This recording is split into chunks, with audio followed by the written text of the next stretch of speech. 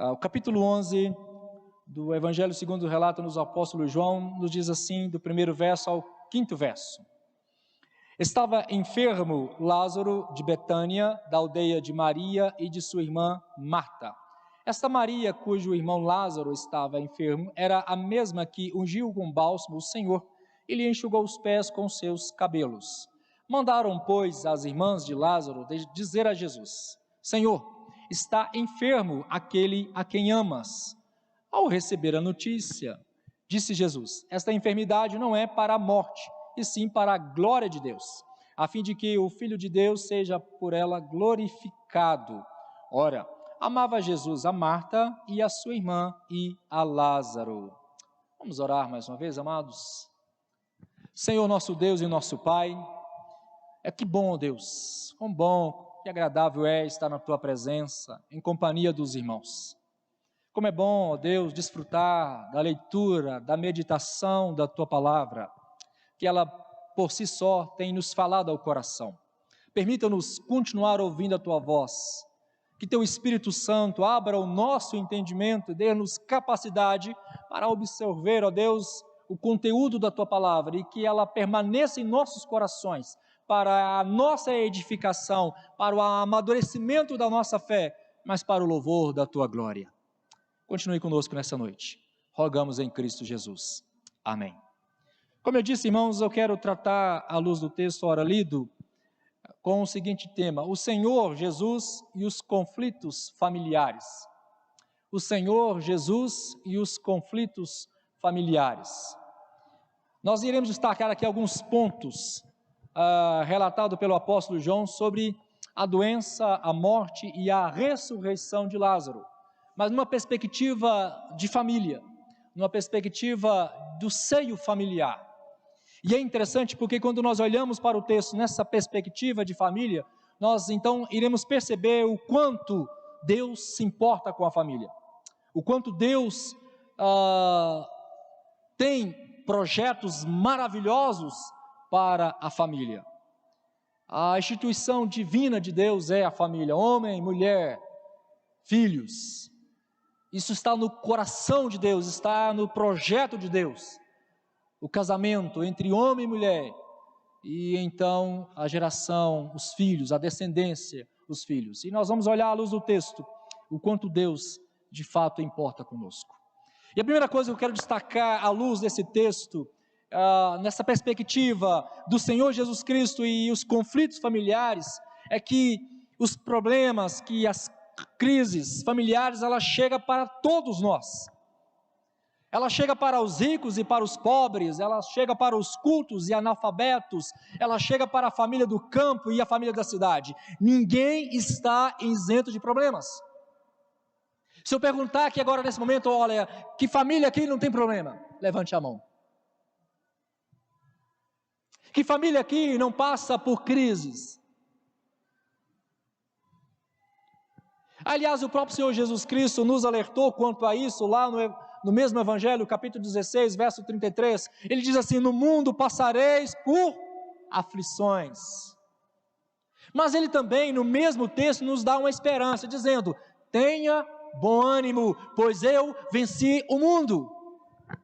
E é interessante que na família de Maria, Marta e Lázaro, o problema ali, a crise ali instalada era a doença, e em seguida a morte de Lázaro, do verso 1 ao verso 13.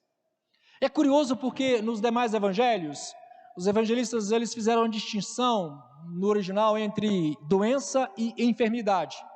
Porque quando nós lemos os evangelhos, os evangelistas relataram que Jesus curou toda a sorte de doenças e enfermidades.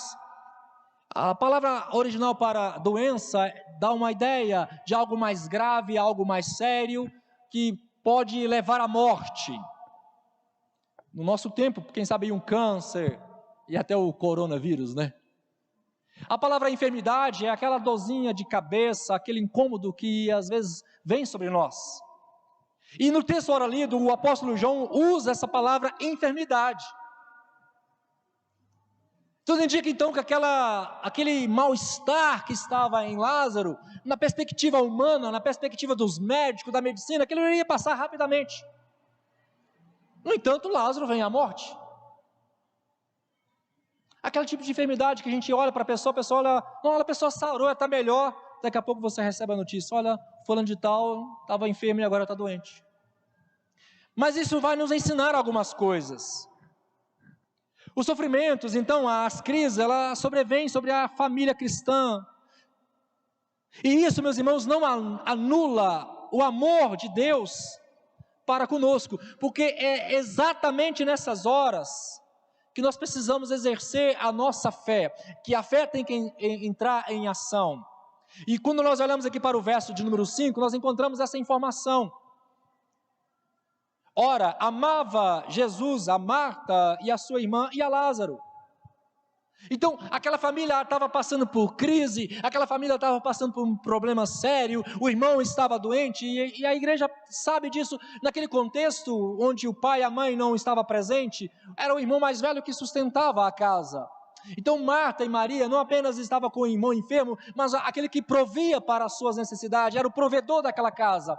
Não apenas a preocupação com a enfermidade do irmão, não apenas a preocupação com o bem-estar do irmão, mas também com a situação financeira da casa, daquela família.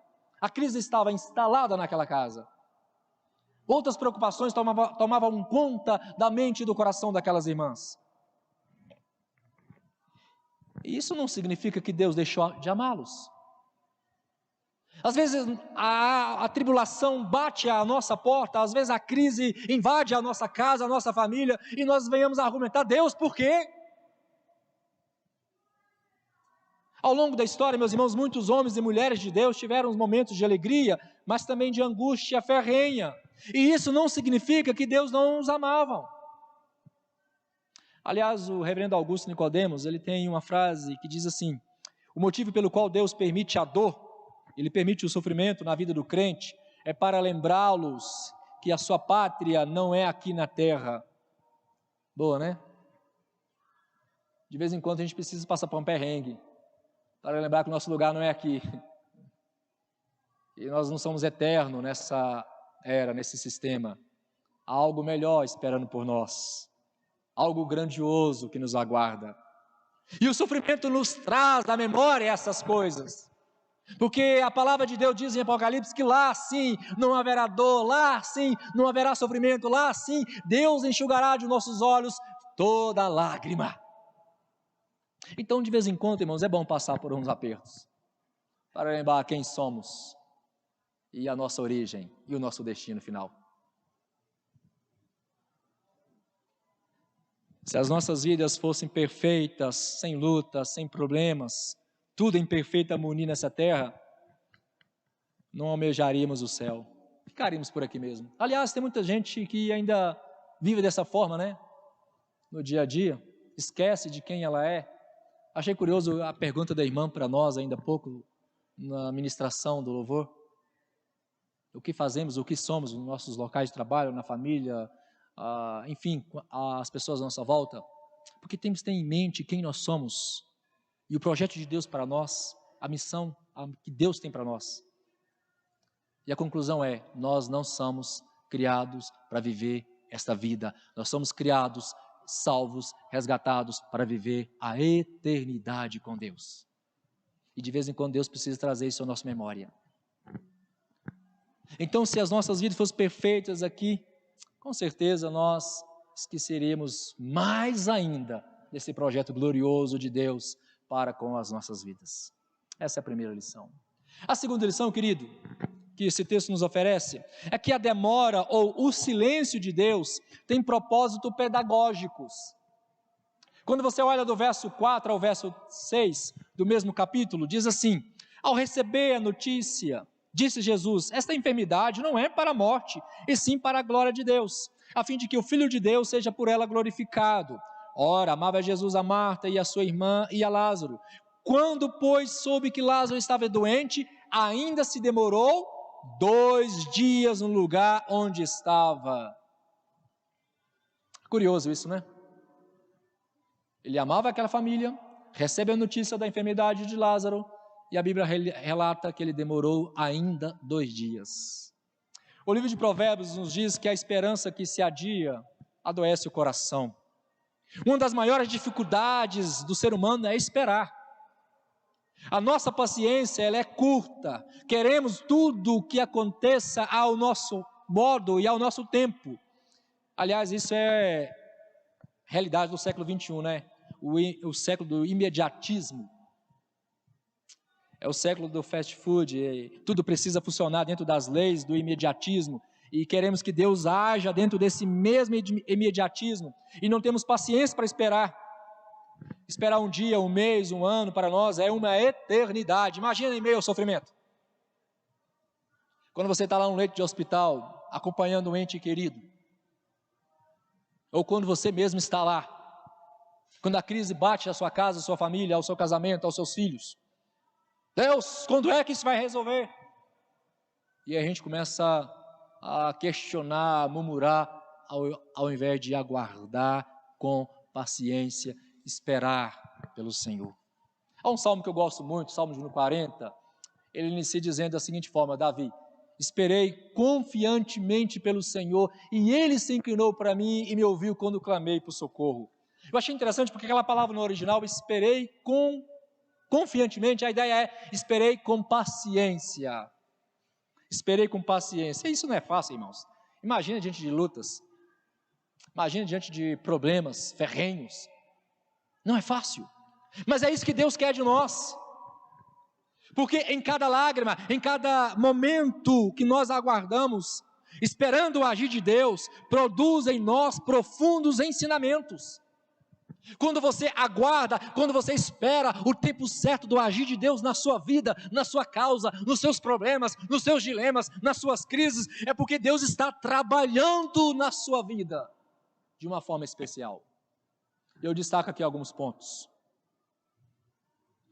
A demora ou o silêncio de Deus tem planos maiores do que a nossa compreensão. Primeiro, visa a glória dele. Nós, como crentes, como servos, como cristãos, precisamos entender que a glória de Deus ela é a maior das nossas ambições. Deva ser a maior das nossas ambições. Nossos maiores projetos, nossas maiores conquistas, nossas maiores realizações devem visar a glória de Deus. E o texto deixa isso bem claro, porque no verso 4, que nós já lemos, podemos repetir, diz assim: esta enfermidade não é para a morte, diz o Senhor Jesus Cristo, mas sim para a glória de Deus. Então, irmãos, o silêncio de Deus e a demora dele, a nossa perspectiva, é pedagógica, tem algo a nos ensinar, e a primeira coisa é a glória dele mesmo. Porque se o Senhor tivesse ouvido Marta e Maria, quando a notícia chega até ele, ido de imediato até aquela família, teria curado Lázaro? Sim. Nós vamos ver o projeto maior em cima disso. Segundo, o aperfeiçoamento da nossa fé. Abre comigo aí no verso de número 40, do mesmo texto. Diz assim o próprio Senhor Jesus Cristo: respondeu-lhe Jesus, não te disse eu que se creres verás o quê? A glória de Deus. Veja bem, o Senhor Jesus está dizendo para ela, olha, está repetindo aquilo que ele havia dito para elas no verso de número 25, onde ele diz para as irmãs, disse-lhe Jesus, eu sou a ressurreição e a vida, quem crê em mim, ainda que morra, viverá.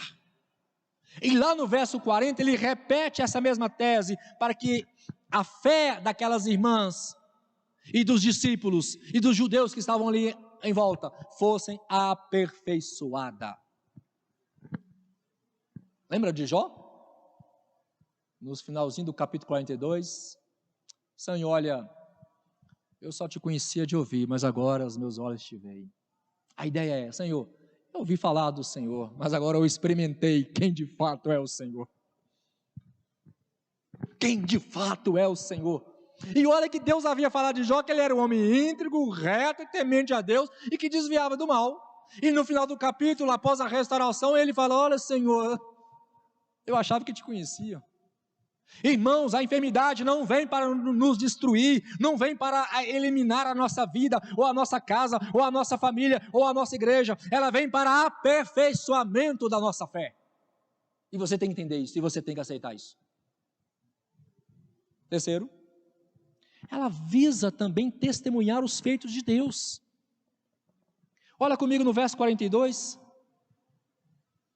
Aliás, eu sabia que sempre me ouves, o Senhor Jesus dizendo, mas assim falei por causa da multidão presente, para que creiam que tu me enviastes. No verso 40, ele fala para as irmãs, se creres verás a glória de Deus. No verso 42 ele está dizendo, olha, para a multidão ali presente, para que todos ouçam, para que todos vejam, e para que todos observem e creiam que tu me enviastes. Ou seja, irmãos, visa testemunhar os feitos de Deus, e visa ainda salvar os perdidos, porque no verso de número 45, acompanha comigo, diz assim, muitos pois dentre os judeus que tinham vindo visitar Maria, vendo o que fizera Jesus, creram nele, louvado seja o nome do Senhor.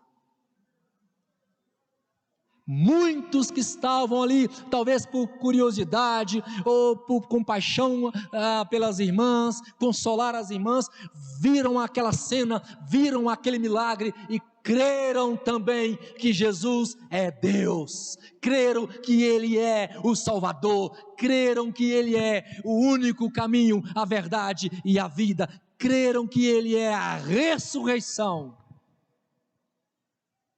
Você e eu, nós fomos chamados para testemunhar e levar esta palavra aos que estão perdidos. O ponto é, meus irmãos, que Deus faz do sofrimento de seus filhos algo pedagógico. Em meio ao sofrimento, Deus está utilizando-nos como instrumento nas suas mãos para alcançar um objetivo maior, um plano maior que vai além da nossa compreensão. Eu gosto muito de um texto bíblico quando se trata desse assunto, eu cito ele constantemente na igreja, é Gênesis capítulo 50, verso 20. Quando os irmãos de José comparecem à sua presença, estão prostrados ante os seus pés, com medo de ser agora castigado, disciplinado, vingado por José, porque os irmãos de José tinha ciúme de José, o havia traído José, jogado José num poço, vendido José como escravo lá para o Egito. José foi parar na prisão e ficou naquela prisão 2 anos, e sai daquela prisão, agora torna o segundo homem maior do Egito, e os irmãos vão lá buscar comida, e agora o pai é morto, e os irmãos com medo de ser agora justiçado por José, eles falam, olha, nosso pai quando estava vivo rogou que você nos perdoasse. José olha para eles, olha e fala assim, vós, na verdade, intentastes o mal contra mim, mas Deus transformou o mal em bem. José foi jogado num poço, ciumado pelos irmãos, traído pelos irmãos, vendido como escravo, preso injustamente, ficou na prisão 2 anos. E ele olha para aquela cena, olha para aquele período, não vê como sofrimento, não reclama, não murmura, não culpa os irmãos, mas ele diz, olha, Deus pegou toda esta história, todo o meu sofrimento e fez dele algo maior, um projeto maior, como vocês bem estão vendo. A igreja precisa ver a Deus dessa maneira, nós precisamos enxergar a fé dessa maneira. Não é ficar lamentando, reclamando, murmurando, como o povo do Israel fizeram no Egito, naquele deserto, na trajetória dos 40 anos. A demora de Cristo, meus irmãos, era propositadamente destinada a trazer-lhe uma bênção assombrosa, que iria fortalecer a fé das irmãs, dos discípulos e dos demais judeus que estavam ali, e era para glorificar a Deus. Nós precisamos, meus irmãos, crer que no tempo certo, na hora exata, o Deus da graça irá alcançar-nos e mudar a nossa sorte. Ele vai fazer com que a luta transforme em vitória, a dor em alegria, o desespero em gozo, porque a demora de Jesus aqui nos ensina que ela é pedagógica. E isso aconteceu em outros casos bíblicos. Lembra de Jairo? Lucas capítulo 8 registra essa história. Jairo chega implorando para que Jesus fosse à sua casa para curar a sua filha. E aí, quando Jesus atende o pedido de Jairo, ele vai caminhando a atender o pedido de Jairo, acontece aquele episódio da mulher enferma de 12 anos. Jesus para e atende aquela mulher, socorre aquela mulher, cura aquela mulher, salva aquela mulher. Então, antes de Jairo receber o milagre da ressurreição da sua filha, a sua fé estava sendo aprimorada, porque ele teve paciência para aguardar o Senhor, acudir, atender uma outra demanda, uma outra necessidade. Jesus, quando chega à casa de Jairo, ele não apenas cura uma menina que estava doente, ele ressuscita uma menina que tinha morrido, e a glória foi maior. Quando Jesus chega à aldeia de Betânia, Lázaro estava sepultado há 4 dias. Marta pensou que Jesus estava atrasado, mas Jesus levantou Lázaro da sepultura. Porque, meus irmãos, nada apanha a Jesus de surpresa. Os imprevistos dos homens não frustram os propósitos divinos. Os impossíveis dos homens são possíveis para Deus. Quando uma porta se fecha, Deus abre outra. Isso não é chargão, é fé. Nós precisamos entender isso. Quando ele aparece, está atrasado é porque está fazendo algo maior e melhor para nós.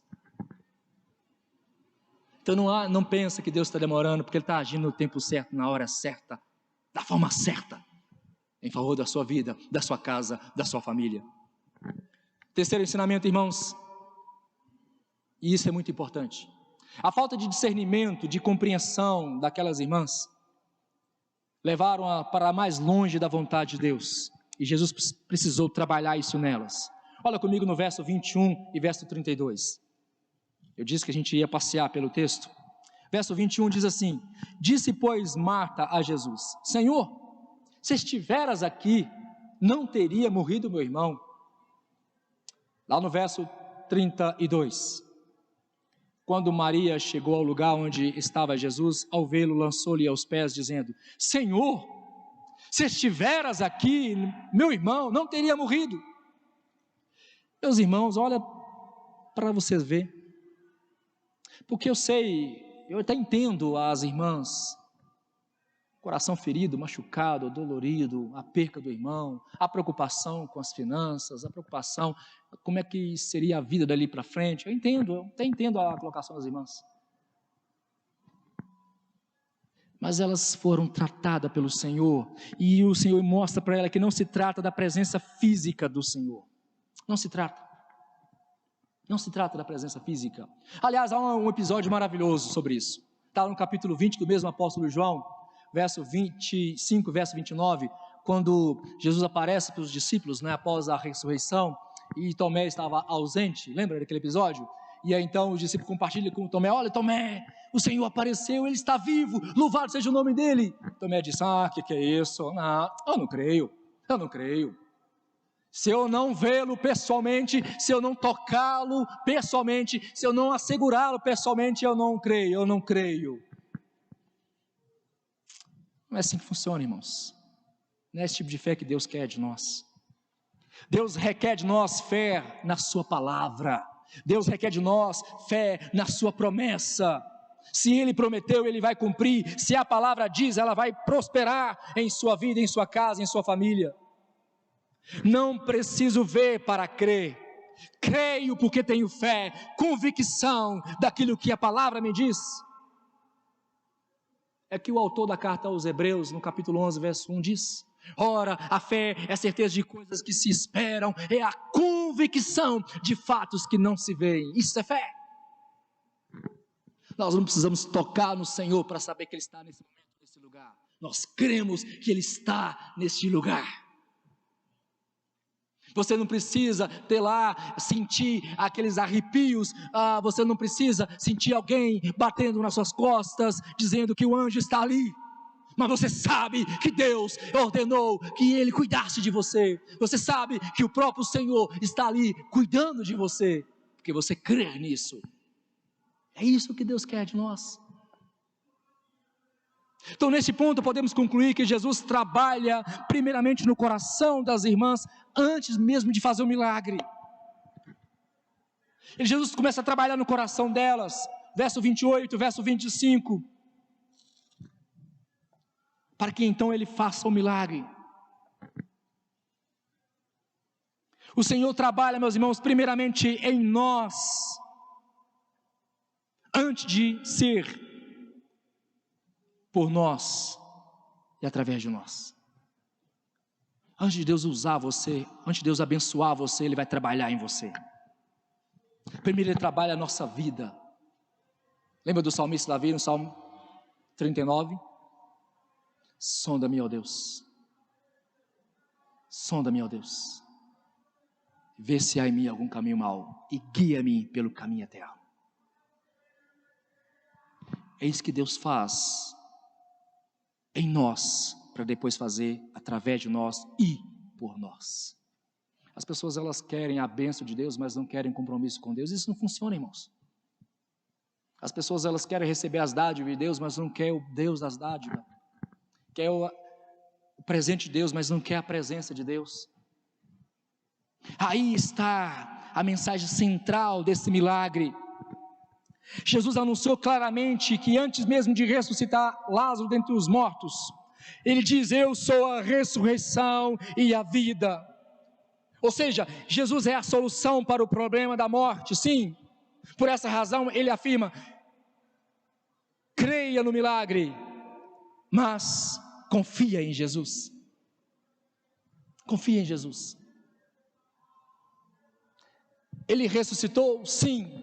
Ele curou? Sim. Mas quando Ele não curar, quando Ele não ressuscitar, deixou de ser Deus por isso? Porque é isso que é pregado, irmãos, em muitas denominações por aí afora. É isso que muitos pregadores estão ensinando. Dando ordem para Deus, ensinando a Deus o que fazer.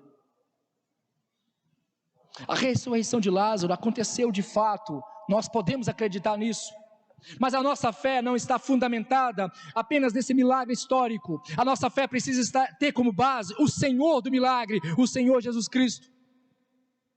Por isso Ele diz para as irmãs: eu sou a ressurreição e a vida. Quem crê em mim, não nos meus milagres, não nos meus sinais, não nas minhas operações, quem crê em mim, ainda que morra, viverá.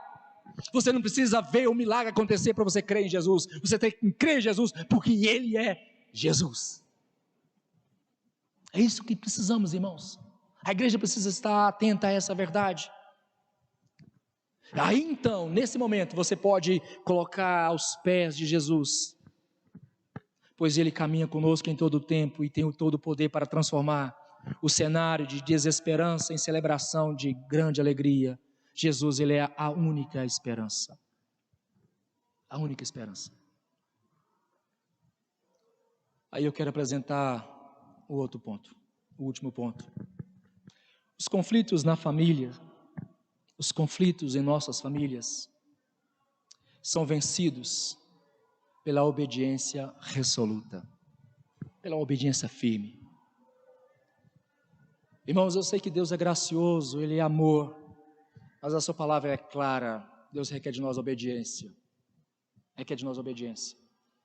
Não há como eu arrancar de Deus alguma coisa, se eu ando em caminho torto, se eu ando em desobediência, se eu ando à minha maneira, à minha forma. É impossível. Não é assim que Deus trabalha. Olhando para o capítulo 11, verso 39 ao 41, verso 43 e verso 45, nós observamos, eu quero ler apenas um dos textos para reforçar aqui a minha ideia. No verso 39 diz assim: então ordenou Jesus: tirai a pedra. Disse-lhe Marta, irmã do morto: Senhor, já cheira mal, porque é de 4 dias. Veja bem, o Senhor dá uma ordem. Tem acreditado, né? Manda quem pode, obedece quem tem juízo. Mas parece que Marta não sabia desse ditado, não. Ela questiona o Senhor. O Senhor havia falado com ela e com eles: tirai a pedra. Ele ordena, é uma ordem.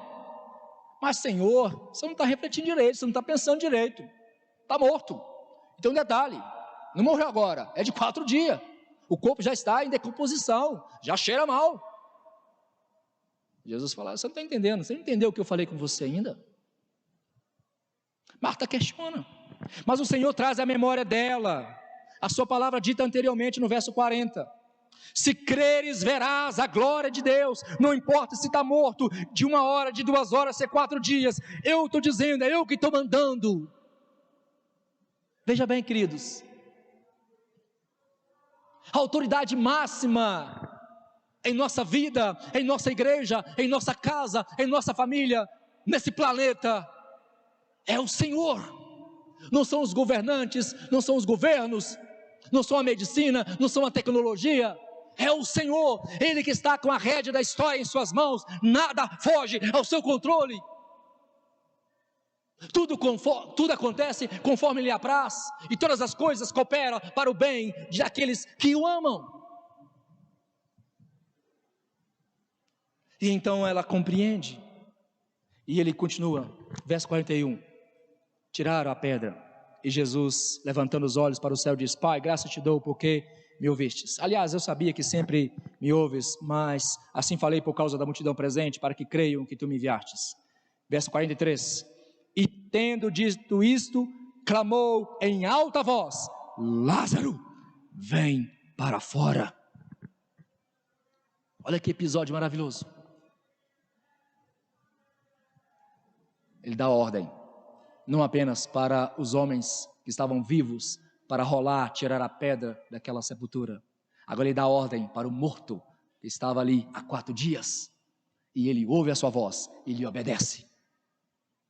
Esse, meu irmão, é o Deus que nós servimos, é o Deus da causa impossível. Como o pastor diz ainda há pouco, não é um Deus de madeira, de prata, de bronze, é o Deus que criou os céus e a terra, o mar e tudo o que neles há, e visando a sua glória, ele dá ordem: Lázaro, sai, vem para fora. O verso 44 diz: saiu aquele que estivera morto. Saiu aquele que estivera morto. É interessante, meus irmãos, eu quero aqui abrir um parênteses, porque eu não posso finalizar sem dizer isso. O morto ouve a voz do Salvador, ele sai. Mas isso aponta para algo maior. O que Jesus havia dito no verso 25, que ele era a ressurreição e a vida, quem cresce nele, ainda que morresse, teria a vida eterna. A ressurreição de Lázaro aconteceu não apenas para o bem-estar das irmãs, mas apontava para algo maior, algo mais grandioso. Porque, irmãos, todos nós estávamos mortos, nossos delitos e pecados, e a Bíblia diz lá em Efésios capítulo 2, que todos nós nos encontrávamos nessa situação, mortos em delitos e pecados, mas o Espírito Santo nos deu vida, juntamente com Cristo, com Jesus Cristo, pela graça somos salvos. A ressurreição de Lázaro aponta para algo maior, para a nossa ressurreição final, porque o mesmo que ressuscitou Lázaro, irá nos ressuscitar no último dia. Porque, irmãos, se você acompanhar o texto, o seu contexto, lá no capítulo 12, nós podemos entender, e aliás a tradição judaica diz, que Lázaro ele foi assassinado logo após. Lá no capítulo 12, verso 9 ao verso 11, mostra que agora eles começaram a perseguir não apenas a Jesus, os religiosos, os invejosos da época, mas começaram também agora a perseguir a Lázaro e querer matá-lo, porque aquele feito, aquela realização do Senhor tornou-se notória, houve um grande testemunho na sociedade, e a religião judaica estava agora sendo ameaçada, e eles então queriam dar cabo de Jesus, e queriam também eliminar Lázaro, e a tradição judaica diz que eles conseguiram, mataram logo a Lázaro. Então, irmãos, aquela família aprendeu na prática o que é obediência e fé, não apenas para uma cura física, ou até mesmo para a ressurreição do morto, mas fé para a vida eterna em Cristo, fé que ultrapassa a dor, a morte física. A ressurreição de Lázaro aponta para a ressurreição de Cristo, diz ainda que o próprio Cristo, Ele é a ressurreição e a vida. Eu quero concluir, irmãos, dizendo que a ressurreição de Lázaro certamente foi algo maior do que todos os mais chamou a atenção dos amigos e até inimigos do Senhor da época. O verso 47 fala que os inimigos, então, os principais sacerdotes e fariseus convocaram o sinédrio e disseram que o que estamos fazendo, uma vez que este homem opera sinais. Então, aquele acontecimento mexeu com o império das trevas. Eles ficaram furiosos. E o apóstolo João, ele escolheu esse milagre como o 7º da série registrada em seu livro, pois de fato foi um ponto no alto ministério de Jesus na terra. Um prodígio como esse não poderia ser negado nem ignorado pelos líderes judeus. Jesus não apenas cura uma enfermidade, ele ressuscita um morto, ele traz a vida ao morto. Jesus ressuscita um morto de 4 dias, que havia achado mal. Por isso que eu falei anteriormente, há um propósito maior naquilo. Havia apenas uma enfermidade, e quando Jesus demora a atendê-las, e ele morre, Lázaro morre, havia um propósito nisso, porque ele poderia ter curado, mas se ele tivesse curado Lázaro daquela enfermidade, olha aí a diferença, curar Lázaro de uma enfermidade, ressuscita Lázaro do túmulo de 4 dias. Às vezes a gente precisa ter discernimento e sabedoria para compreender o que está acontecendo conosco. Às vezes Deus permite algo acontecer na sua casa, na sua família, na sua vida, para te ensinar algo maior. Cabe a você pedir a direção do Espírito Santo, compreensão daquilo, e não questionar a Deus e não murmurar contra Deus, mas sim falar: Senhor, o que o Senhor quer me ensinar com isso? O que o Senhor quer me mostrar com isso? Porque um plano maior, mais elevado está acontecendo na sua vida e em volta dela. É isso que Deus faz, irmãos. É isso que Deus faz. Olhando para o texto, olhando para a minha vida e para a sua vida, eu lhe faço algumas perguntas. Do que o Senhor não é capaz de fazer? Nada é impossível para Ele. Todas as coisas são possíveis para Ele. Por que às vezes você duvida? Por que às vezes nós duvidamos? Vimos aqui de domingo a domingo, culto a culto, mas na hora do aperto, da dificuldade, na hora da dor, do sofrimento, questionamos. Você está aqui nessa noite para aprimorar a sua fé, para usar a sua fé em todo o tempo, em todo lugar e diante de todas as pessoas. Acima de tudo, na presença do Deus Altíssimo. Que Deus assim nos abençoe, amados.